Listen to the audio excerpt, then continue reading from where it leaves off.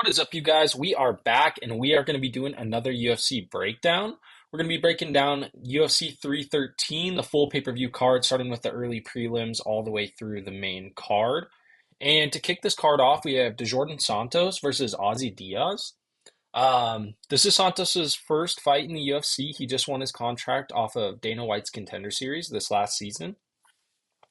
And Ozzy Diaz made his UFC debut his last fight, and he was KO'd. Ozzy Diaz is 34 and Jordan Santos is 27, so Santos is 7 years younger than he is. And honestly, I'm going to have to go with Santos on this one. He's a lot younger. He's not coming off a KO loss, and he's shown the ability to go the distance. In his last couple of fights, he's gone the distance, gone to a decision, whereas most of Ozzy Diaz's fights are either him getting knocked out or him getting an early KO. And so I think Santos will be able to stay safe. And if it goes to decision, I think that favors him. He's shown that he can keep his pace through 3 rounds. And with this being only a 3 round fight, I think that favors him. If Ozzy Diaz comes in hot early, it favors him to take the next 2 rounds or stay safe on the feet in the first round and get up 2 rounds early and have Ozzy Diaz being tired, swinging himself out. So I'm going to go with Santos on this first fight. And then on to the next fight. We have two UFC vets pretty early in the early prelims. This should be a pretty fun fight. I am going to go with Chris Gutierrez over John Castaneda in this fight. Reason being, they're both 33. Gutierrez is 3 inches taller, and Castaneda has 4 inches longer in reach. But I do think that Chris Gutierrez is going to be able to stay safe on the feet and avoid Castaneda's takedowns because I do think he is going to have an advantage in the grappling, or sorry, not in the grappling, in the striking. Um, but I think his leg kicks are going to present a lot of problems for Castaneda, and he's a lot more creative on the feet than Castaneda is, and I do think the fight will stay standing. So I am going to go with Chris Gutierrez on this one. And then on to our next fight, we have Marion Santos versus Francis Marshall. Two younger featherweights, 24 and 25.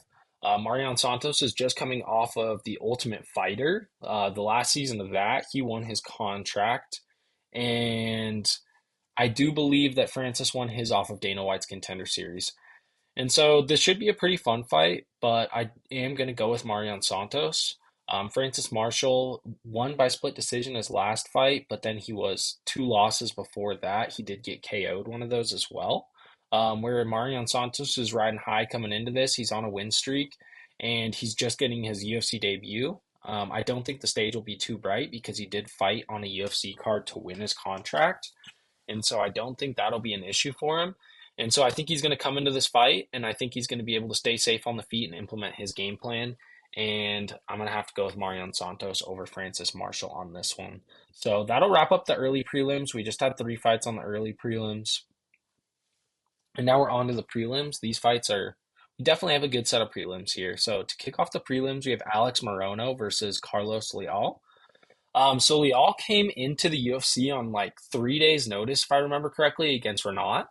And he put up a good fight. And if I remember correctly, I had him winning that fight, but the fight was in Abu Dhabi, and Renat kind of got gifted a win in there. Got gifted a decision. But not coming in on 3 days' notice, Carlos Leal fighting someone like Alex Morono, who isn't a huge prospect. You know, he's past his prospect days. He's 34, and he's shown he'll be there the whole fight, but he doesn't have like crazy explosive striking. He doesn't have crazy grappling, and I think that Carlos Leal is going to go in there and just be the better fighter all around. He's shown that he can go 3 rounds even on short notice, and he's going to have a full training camp for this one. He's been preparing for Morono, as like I said, he was on a short training camp last time. So I just think a lot of things weren't in his favor last time, and he put up a really good performance against a good prospect in the welterweight division. And so going against someone like Alex Morono on a full training camp, I'm going to go with Carlos Leal. But one thing I will say is I don't think there should be minus 850 favorites in MMA anymore. Like that Talbot card, there was 3 people who were minus 700 favorites that just got dog walked. So that's my piece on that, but I am going to still be going with Carlos Leal. And then on to the next fight, we have Bruno Ferreira versus Arman Petrosian. This is a fun fight. This fight's probably going to stay on the feet. Arman's a long striker for the division. He's 6'3", and Bruno's 5'10". They have kind of different striking styles, whereas Arman's more like a point fighter. I wouldn't necessarily call it a point fighter, but he fights more from range and less with power. And Bruno likes to get into the pocket and land big shots. They both have some pretty good wins in their career, but Arman is on a two-fight losing streak, and Bruno is coming off of a loss himself. Um, but they both have beaten people like they've both beaten Gregory Rodriguez, who just main evented against Cannonier. So that's a solid win for both of them. But in this fight with Arman just coming off that KO loss, the double spinning back fist, I am going to pick Bruno to be able to find the chin. I do think if Arman's able to keep this fight at range, it does favor him a lot, but I do think that Bruno's going to be able to close the distance and find the chin and get a KO. I do think if this fight goes the distance, though, it will favor Arman quite a bit. But I am picking Bruno by KO in that fight. And then on to the next fight, we have Joshua Van versus Ray Tessura. I believe that's how you say his last name. So this fight's in the flyweight division. Joshua Fan just fought Cody Durden and looked great. He's looked great his last two fights. He's looked really good. And then Ray's coming into this fight undefeated, and he looked really good his last fight as well. Um, Ray Tessura has crazy grappling. He's a freestyle wrestler from Japan, and he's really good. So kind of same background as someone like a Tatsuro Taira, or is it? I can't remember the other guy's name that just fought. I'm totally drawing a blank right now. But so he's got that freestyle Japanese background of wrestling, and he put it to work in his first UFC fight, and he looked great. But I think Joshua Van in this fight, he has a big advantage on the feet. And I do think that he is able to, or he's going to be able to stop the takedowns. And if he doesn't stop the takedowns, I do think that he's going to be able to work his way back up to his feet. We saw that in his last fight against someone like Durden, who is going to just spam takedowns. And once Van kind of got a beat on Durden, it was over. Durden looked good early in the first round, and I had picked Durden to win. But Durden looked good early in the first round, and then after that, Van kind of got a beat on his takedowns and was piecing him up on the feet. And I think this fight's going to look pretty similar. I think Ray might go out there and look really good early while they're dry and fresh. But I think Van's going to kind of start to pick up on what he's doing and be able to keep this fight on the feet and piece him up on the feet because I do think he holds a big advantage on the feet. He's really good working the body, going high, going low. He's got really clean boxing and a really exciting fight style. So I think this should be a fun fight. It's a clash of styles with two young prospects in the flyweight division. So I think that'll be a fun one. And then on to the next fight, we have Curtis Blades versus Rizvan Kanoyev. Um, so this is the fight to end the prelims. And Rizvan Kanoyev, just plain and simple, bro is a steroid juice. Like his last fight, he fought, or two fights ago, he fought Renan Ferreira, who Francis Ngannou just beat for the title in the other, or in the PFL, sorry. The big, like, 6'7" Brazilian guy. But after he won that fight, he popped for like four different steroids. Um, so he's getting Curtis Blades in his UFC debut, who's a perennial top five heavyweight over the last couple years. Fights the who's who of the division. He's fought Francis, Aspinall twice, Francis twice. Like he says no to literally no one. Um, and I just don't understand why they're giving this guy Curtis Blades in his UFC debut after two fights ago. He popped for four different kinds of steroids. Um, so I don't know if they're just kind of feeding him to the wolves to make Francis look worse because this guy's beat Renan Ferreira and Curtis Blades to go out there and kind of dog walk this guy. I kind of think that's what the UFC is doing, honestly. Like I don't see any other reason why you give this guy Curtis Blades in your UFC debut when he popped literally two fights ago and then one on the contender series, and now he's getting a top five heavyweight. It just really doesn't make too much sense to me, but all in all, I am going to go with Curtis Blades. I think that, like I said, the UFC is just kind of feeding this guy to Curtis Blades to make Francis look worse. And so I think Curtis Blades is going to go out there and get the job done. And I am glad these guys got moved to a featured bout on the prelims compared to the UFC Seattle card. There's going to be a lot of eyes on this fight, which is good for Curtis Blades. I think he deserves that. He's a company man for the UFC, so I'm going to be picking Curtis Blades in this fight. And then to kick off the main card, this is a great main card. We have King Green versus Marcirio Ruffy from the Fighting Nerds. And Ruffy and Green are both super fun to watch. Green's been in the UFC forever, and he's like 38 now. Like, he's fought the who's who in his career. He fought Dustin early in his career. He's fought Jalen Turner. He's fought Islam. Like, let's look at his last fights. Tony Ferguson, yeah, Paddy Pimblett, Jim Miller, Jalen Turner, Grant Dawson, Tony Ferguson. Like, he's fighting up and comers. He's fighting ex champions. I mean, he fights anyone. And his fighting style is really fun, especially when he gets in the flow, starts talking shit. It's a really fun fight style, but he's got his hands full with someone like Ruffy. Coming out of the Fighting Nerds camp, they all fight quite a bit different, and Ruffy has, in my opinion, probably the slickest striking out of all of them. Protest definitely has way more devastating striking in my opinion, but Ruffy is just super slick on the feet. Hands down, he's really good with rolling, slipping with punches, punching you from different angles. He hit that like no look uppercut against Long Top in his last fight, and it was just nasty. Um, so this is gonna be a really fun striking battle. I don't really see either one of these guys going to the ground. I think these guys are both just gonna be on the feet, and I think that King Green a couple of years ago would put up a lot better fight, but I think that Ruffy's coming into his prime. 11-1, King Green's 38, Ruffy's 28. I think that Ruffy's going to go out there and be able to basically just outstrike Bobby Green on the feet. I think it's going to be a really fun striking matchup, both of them with their hands down.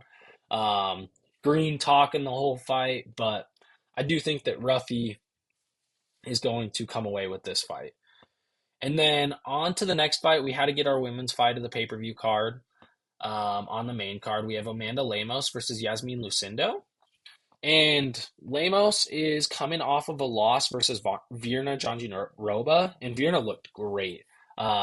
She's honestly should be up for a title shot here soon. Um, she's looked great, and she looked great against Lemos. And then Yasmin Lucindo in her last fight fought Marina Rodriguez and won by split decision. But when I watched the fight, I had it going to Marina personally. Yasmin just really gassed in that fight. And so in this fight, I just think with the experience of Lemos, she's fought the who's who. 2 fights ago, she was fighting for a belt against Wei Lee, beat Mackenzie Dern, fought Virna right after that. Like, that's a tough 3 fight stretch. Um, and Yasmin had problems with Marina Rodriguez, who is a good fighter, but she's not quite that top flight of the division. And so I think that Lemos is going to be able to stay safe against Yasmin. She's going to be able to not get taken down by her. And I think she's going to be able to piece her up on the feet. I think Lemos is pretty dangerous, honestly, for the women's divisions. And it should be a good fight, but I do have Lemos winning this one. Just with how Yasmin kind of gassed in her last fight, I got to pick the vet when someone gasses like that. And so on to the next fight. This fight is an amazing fight. This is going to be such an awesome fight. So we have two 6'3" lightweights. We have Jalen Turner versus Anoxio Bahamundes. And this fight's going to be fireworks. These guys are both insanely tall lightweights, and they fight on the feet pretty much exclusively. Like, they both have killer limbs. Like, they both have crazy kicks, super long range punches, and they're not going to fight a whole lot of other 6'3" people in the lightweight division. So I think it's going to be a little bit different for both of them. But Ignacio did fight a taller fighter in his last fight as well. On the Sphere card, if you haven't watched that fight, go back and watch it. KO is pretty nice. Um, and so in this fight, they're both just super similar. 77-inch reach for Turner to 75.5-inch reach for Ignacio. Turner's 29, Ignacio's 27. Like I said, they're both 6'3". And honestly, in this fight, um, it's it's pick 'em odds for a reason. Like, this is, you could literally toss it up in the air. I could see it going either way, but I am gonna go with Ignacio. Um, I think he's gonna be able to stay safe on the feet. And the last time that Jalen Turner fought someone who was relatively close to his size was Dan Hooker, and Dan Hooker was able to come on late in the fight and really come back, even with that broken arm, which I think he broke in the first round or early second round and still came back and won that fight. And so I think that Ignacio is going to be able to weather the early storm from Jalen and work into the fight and really catch a beat on him. And so I'm going to have to go with Ignacio. We could be seeing a KO here, but I honestly think this one might go to decision. I think it's going to be a really fun fight, though. So I am going to go with Ignacio for the first banger lightweight matchup of the main card. And then on to the next one, we have Gaethje taking on Fiziev on 2 weeks' notice. Gaethje was preparing for Hooker, and Hooker broke his hand, and Fiziev steps in on 2 weeks' notice. And this is going to be an awesome fight. If you haven't already watched their first fight, go back and watch it before this weekend's fight because it was just a killer fight. Fiziev came in early, started landing some big shots, and Gaethje just kind of weathered the storm and worked himself back in. Landed some big damage in the second round, which I think affected Fiziev quite a bit in the third round. And Gaethje was able to take it by decision.